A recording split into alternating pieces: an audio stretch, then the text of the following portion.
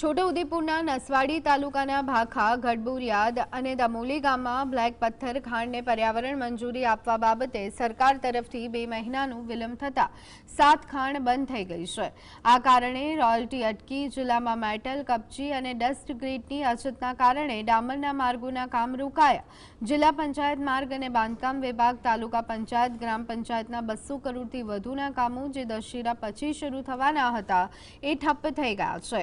કોન્ટ્રાક્ટરો, મજૂરો પરેશાન બન્યા છે। ડામર પ્લાન્ટ બંધ થવાના આરે હોવાથી ખાણ માલિકો વિભાગીય કડક નિયમો અને વાંકાથી હતાશ જોવા મળ્યા। આદિવાસી વિસ્તારમાં રોજગારી અને વેપાર પ્રભાવિત થયો છે। સરકાર પ્રજાહિતમાં ત્વરિત નિર્ણય લે તેવી માંગ ઉઠી છે। સરકારે જે એન્વાયરમેન્ટ સર્ટિફિકેટ અમને આપવું જોઈએ તે અમને આપ્યું નથી। એના લીધે અમારું ખાણમાંથી પથ્થર આવતો બંધ થઈ ગયો છે। અમે માલ વેચી શકતા નથી અને અમારી રોયલ્ટી પણ બંધ કરવામાં આવી છે। કે જે છોટાઉદેપુર જિલ્લામાં નસવાડી તાલુકો એક માત્ર એવો છે કે એમાં 7 બ્લેક ટેપ ક્વોરી આવેલી છે। તો એ જે 7 બ્લેક ટેપ જે ક્વોરી આવેલી છે એ આખા છોટાઉદેપુર જિલ્લાને માલ પૂરો પાડે છે। અને અહીંયા છોટાઉદેપુર જિલ્લાની અંદર 200 થી 500 કરોડના જે સરકારી કામો છે એને બહુ મોટી અસર પડે એવું છે। છોટાઉદેપુર જિલ્લાના નસવાડી તાલુકામાં 7 જેટલી બ્લેક પથ્થરની ક્વોરીઓ આવેલી છે અને જેમાંથી કપચી, ડસ્ટ અને ગ્રીટ નીકળે છે। આપ તસવીરોમાં જોઈ રહ્યા છો, આ દમોલી પાસેની ક્વોરી છે।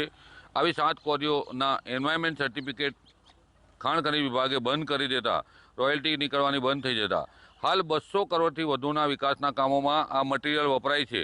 જ્યારે ડામર રસ્તા અને અન્ય કામોમાં મટીરિયલ સપ્લાય નસવાડી તાલુકામાંથી સમગ્ર જિલ્લામાં થાય છે।